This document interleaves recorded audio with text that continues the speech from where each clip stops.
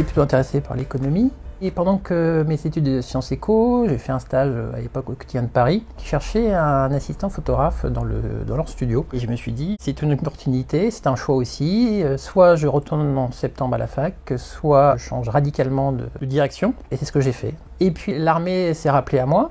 Et puis au retour, je me suis dit, les deux choses que je préfère dans la vie, c'est quand même la photo, mais hors des murs, et le voyage. Donc voilà, je me suis pris cette nouvelle orientation il y a maintenant une vingtaine d'années.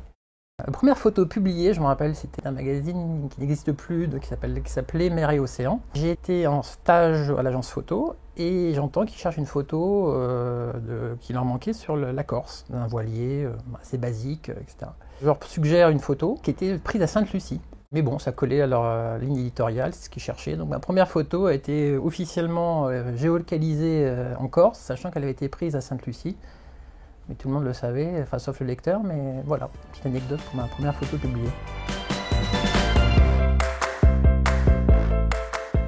J'aime bien toutes les photos qui sont graphiques, colorées, et cette photo qui a été prise à Tenerife, de l'auditorium construit par un architecte que j'aime beaucoup qui s'appelle Calatrava, qui fait des choses très épurées, très blanches, très lumineuses. Et en premier plan, de dos, il y a une femme, une touche humaine pour à la fois donner justement ce souci d'échelle, avec une robe bleue, quasiment le même bleu que le ciel, sachant que ça n'a évidemment pas été photoshopé. Enfin, moi, je ne photoshop quasiment rien de mes photos.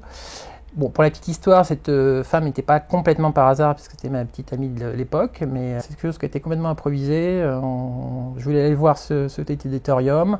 On arrivait, c'était la bonne lumière, plus ou moins, bonne exposition. En 2 minutes, c'était fait.